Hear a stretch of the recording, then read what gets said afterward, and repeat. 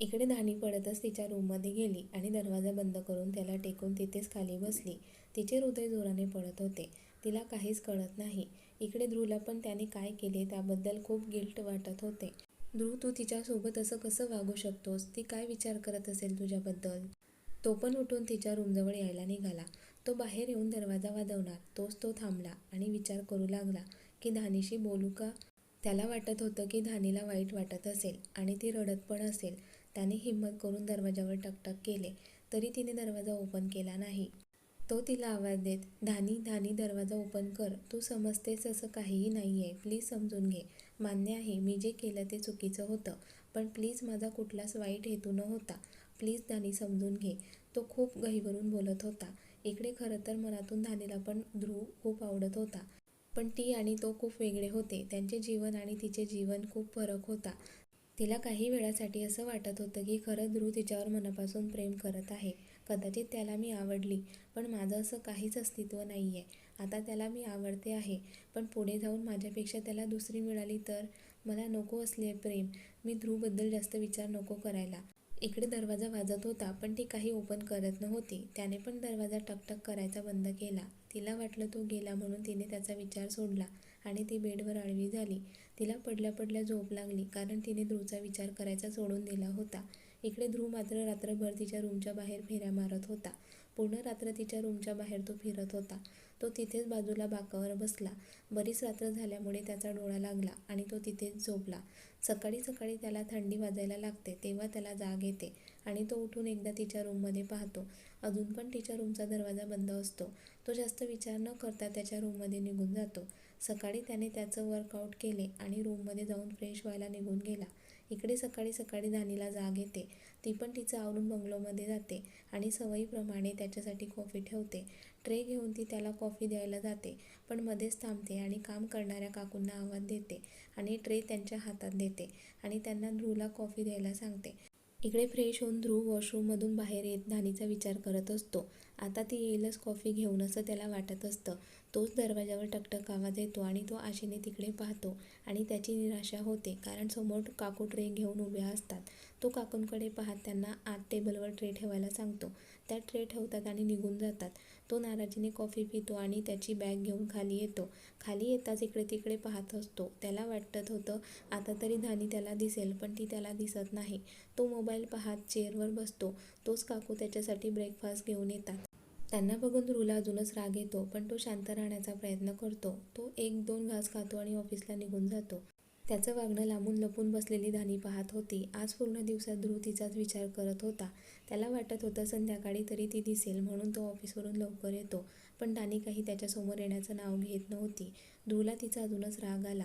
असेच त्यांचे 3 दिवस झाले चालू होते. तो तिची वाट पाहायचा आणि ती त्याच्यासमोर यायचं टाळत होती.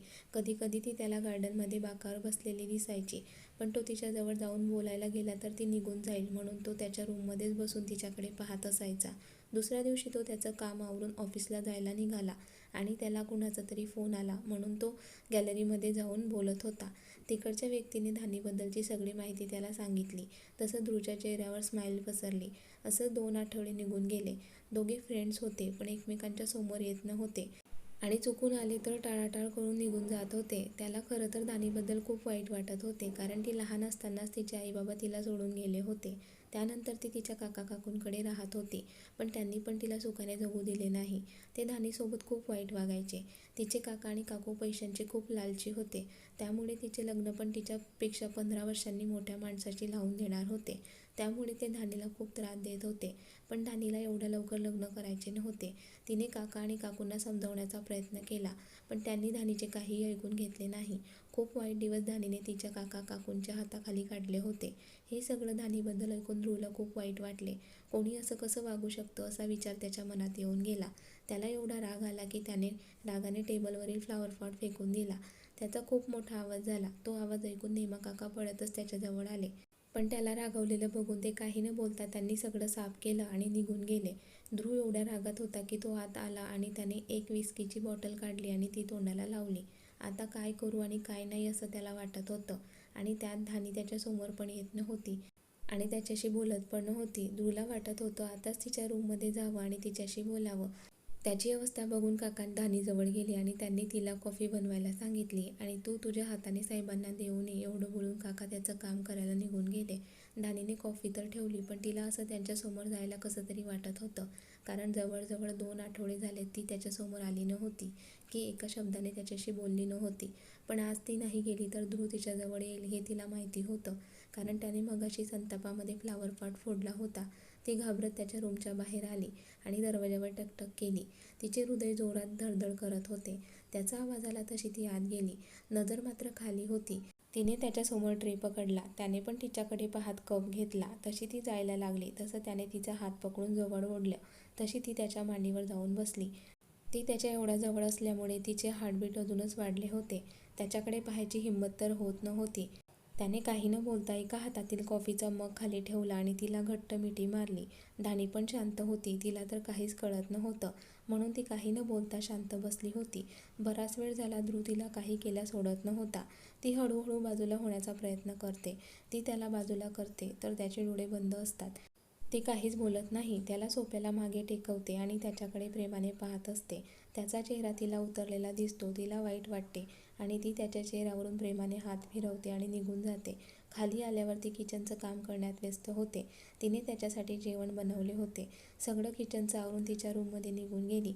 काही वेळाने काकूच्या आवाजाने ती बंगलोमध्ये आली. अजून ध्रुव खाली आला नव्हता. ती त्याच्या रूमकडे पाहत होती, पण दरवाजा अजून पण बंद होता. धानी विचार करत मी जाऊन बघून येऊ का? आणि ती त्याच्या रूमजवळ येऊन उभी राहते आणि टकटक वाजवते, पण त्याचा काही रिस्पॉन्स येत नाही. म्हणून ती दरवाजा ढकलून आत डोकावते. तिचं लक्ष त्याच्याकडे जातं तर तो सोफ्यावर झोपलेला तिला दिसतो. ती हळूच आत येते आणि त्याच्यासमोर येऊन उभी राहते आणि प्रेमाने त्याच्याकडे पाहत असते. न राहून पुन्हा त्याच्या गालावरून प्रेमाने हात फिरवते. तसा तो हळूहळू डोळे किलकिले करून उघडतो. तिला समोर बघून त्याला खूप आनंद होतो. तो उठून तिला मिठी मारतो आणि तिच्या पाठीवरून प्रेमाने हात फिरवतो. तिने पण शांतपणे त्याला तिच्या मिठीत राहू दिलं. काही वेळाने तो बाजूला झाला. तशी ती खाली पाहत, ते जेवण तयार आहे, तुम्ही फ्रेश व्हा आणि खाली या एवढं बोलून ती तिचं काम करायला निघून गेली. ध्रुवच्या चेहऱ्यावर स्माईल आली. तो पुन्हा मागे सोफ्याला टेकला आणि त्याच्या केसांमधून हात फिरवत धानी म्हटला. जास्त उशीर न करता उठला आणि वॉशरूममध्ये गेला आणि फ्रेश होऊन खाली आला.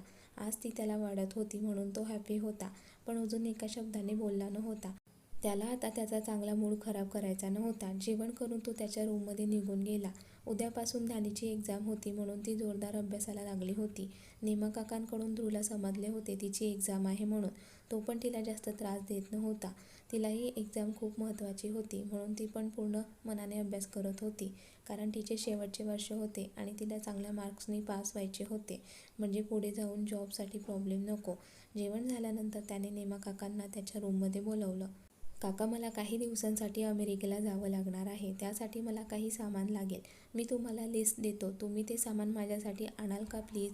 हो साहेब, तुम्हाला काय काय लागेल ते मी उद्याच जाऊन घेऊन येतो. त्याने काकांकडे पाहिले आणि हसत काकांना थँक्यू म्हटले आणि एक कागद त्यांच्या हातात दिला. काका तो कागद घेऊन खाली येत होते आणि नेमकी धानी पण आत येत होती. काकांना तो कागद वाचताना बघून ती काकांजवळ गेली आणि न राहून तिने विचारले, काका काय वाचत आहे? काका तिच्याकडे पाहत, धानी साहेब काही दिवसांसाठी अमेरिकेला जात आहे आणि त्यांना काही सामान पाहिजे आहे. त्याचीच लिस्ट आहे ही, तीच पाहत होतो मी. काकांचं बोलणं ऐकून धानीला वाईट वाटले की ध्रुव अमेरिकेला जात आहे. तिला भरून आले, पण काका समोर होते म्हणून तिने स्वतःला सावरले. काका साहेब कधी जाणार आहे? मला वाटतं उद्या संध्याकाळी. हे ऐकून तर तिला अजूनच वाईट वाटले. तोच त्याचा आवाज आला, काका मला एक कप कॉफी मिळेल का? तसं काकांनी धानीकडे पाहिलं. काका मी बनवते कॉफी. आणि ती किचनमध्ये गेली आणि त्याच्यासाठी कॉफी बनवू लागली. काही वेळाने मग घेऊन ती त्याला द्यायला त्याच्या रूममध्ये जायला निघाली. त्याला आवाज देऊ लागली. तो बाल्कनीमध्ये होता. त्याला तिचा आवाज आला तसं त्याने तिला आत बोलावले. तिने त्याला मग दिला आणि जायला लागली. तसं त्याने तिला आवाज दिला, धानी. तशी ती जागच्या जागी थांबली. धानी मी अमेरिकेला जातोय. तिने फक्त म्हटले.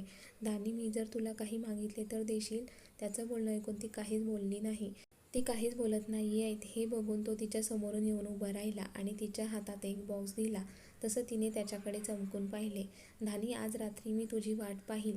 तू इथे माझ्या रूममध्ये येशील का? एवढं बोलून तो गॅलरीमध्ये तिच्याकडे पाठमोरा उभा राहून एक एक सिप घेत कॉफी पीत होता. धानीला लाजल्यासारखं झालं आणि ती काही न बोलता निघून गेली. पळतच तिच्या रूममध्ये आली आणि तिच्या हृदयावर हात ठेवत, साहेब असे जवळ आले की काय होतं काय माहिती. आणि हा बॉक्स त्यांनी मला का दिला असेल, काय असेल त्यात, ओपन करून बघू का? आणि ती ओपन करून पाहते तर त्यात खूप सुंदर असा लॉंग ड्रेस होता. त्यावर मॅचिंग सगळं काही होतं. तो ड्रेस बघून तिला आनंद झाला आणि तिच्या चेहऱ्यावर गोड स्माईल आली. तिने पटकन तो ड्रेस घातला आणि तिचं आवरायला निघून गेली. काही वेळातच तिने तो ड्रेस घालून सिंपल अशी हेअरस्टाईल केली आणि हलकासा मेकअप पण केला. त्यात ती खूपच सुंदर दिसत होती. तिला त्याच्या रूममध्ये जायला निघाली, पण हृदय मात्र जोराने पळत होते. तो बाल्कनीमध्ये उभा होता आणि तिची येण्याची वाट पाहत होता. ती काही न बोलता आत आली आणि तिने दरवाजा बंद केला. दरवाजाचा आवाज आला तसं त्याला समजले की धानी आली. तरी तो तसाच बाहेर पाहत उभा होता. ती त्याच्या मागे येऊन उभी राहिली. बोलायची तर हिंमत होत नव्हती. न राहून तिने त्याला मागून मिठी मारली. बराच वेळ तशीच मिठी मारून ती उभी होती. तोच त्याला तिच्या मुसमुसण्याचा आवाज ऐकू आला आणि त्याने तिचा हात पकडून तिला समोर ओढले. तरी ती रडत होती. त्याने जास्त उशीर न करता तिला त्याच्या मिठीत घेतले आणि तिच्या केसांवरून प्रेमाने हात फिरवू लागला. त्याने असे जवळ घेतल्यामुळे तिला अजूनच रडू आले आणि ती हुदके देत रडू लागली. त्याने तिला मिठीतून बाजूला केला आणि तिचा चेहरा ओंजळीत पकडून तिच्याकडे बघू लागला. तशी धानी पण रडत रडत त्याच्या डोळ्यात बघू लागली. बराच वेळ दोघं एकमेकांना तसेच पाहत होते. ध्रुव भानावर येत तिचे डोळे पुसतो आणि रडू नकोस म्हणतो.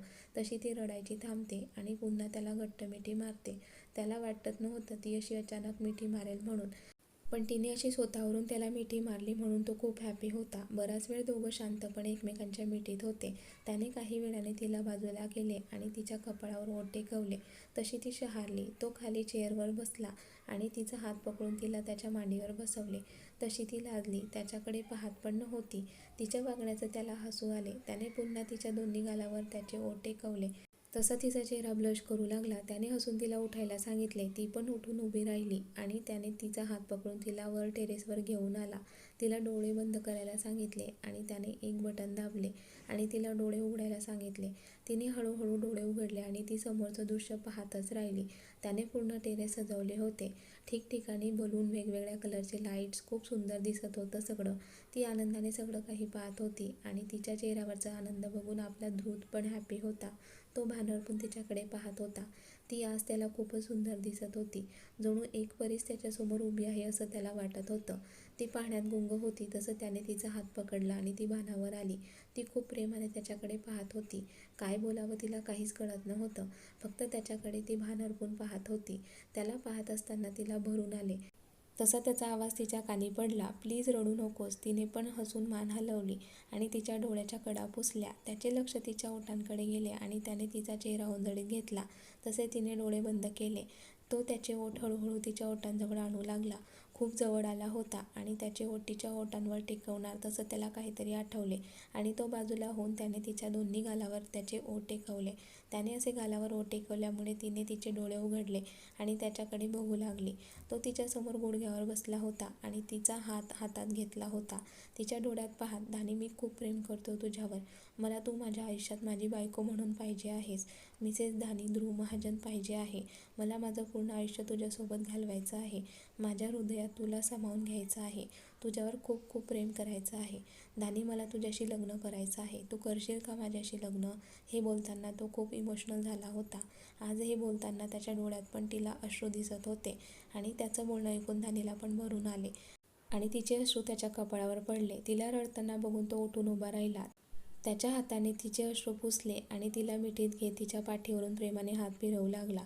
काही वेळाने बाजूला झाला आणि त्याने एक बॉक्स त्याच्या खिशातून बाहेर काढला आणि त्यातून एक चेन बाहेर काढली. त्यात हार्ट शेपचे पेंडंट होते. ते त्याने तिच्या गळ्यात घातले आणि तिचा चेहरा ओंजळीत घेतला. धानी तर लाजून लाल झाली होती. त्याचे लक्ष तिच्या थरथरणाऱ्या ओठांकडे गेले आणि त्याने त्याचं ओठ तिच्या गुलाबी ओठांवरून फिरवले आणि तिच्या गालावर किस केले. तशी ती शहारली. धानी, तू खूप सुंदर दिसतेय, तिच्याकडे पाहत तो बोलला आणि त्याने तिला मिठी मारली. त्याने त्याचा चेहरा तिच्या मानेवर ठेवला आणि त्याच्या ओठाचा स्पर्श तिच्या मानेजवळ झाला. तशी ती शहारली आणि तिच्या अंगात करंट लागल्यासारखं तिला झाले. आता त्याचे ओठ तिच्या मानेवरून फिरू लागले आणि त्याच्या स्पर्शाने ती पूर्णपणे शहारली. त्याचे ओठ फिरवत तो तिच्या चेहऱ्याजवळ आला आणि ती काही बोलायच्या आत त्याने तिच्या ओठांवर ओठ टेकवले आणि तिला भान हरपून किस करू लागला. धानी तर अजून पण शॉकमध्ये होती. ती फक्त त्याचा स्पर्श अनुभवत होती. कुठेतरी तिला पण आवडत होतं. हळूहळू ती पण त्याला साथ देऊ लागली आणि तिची साथ बघून ध्रुव अजूनच वेड्यासारखं तिला किस करू लागला. किस करत असताना त्याचा हात तिच्या पाठीवरून फिरत होते. श्वास घ्यायला त्रास होत होता तरी ते दोघं एकमेकांना किस करण्यात गुंग होते. काही वेळाने ते बाजूला झालेत आणि धानीने त्याला अजून मिठी मारली. त्याच्याकडे पाहायची पण हिंमत तिला नव्हती. त्याने पण हसून मिठी घट्ट केली. काही वेळाने ती बाजूला झाली आणि त्याच्याकडे बघू लागली. तसे तो तिचे केस कानाच्या मागे करत हसत होता. त्याला हसताना बघून धानीने त्याला विचारले, हसायला काय झाले? ध्रुव हसत, ही माझी होणारी बायको अशी लाजत राहिली तर माझं कसं होईल याचं हसू येतंय मला. धानी खोटं खोटं त्याच्या छातीवर मारते आणि मारत मारत त्याला मिठी मारते.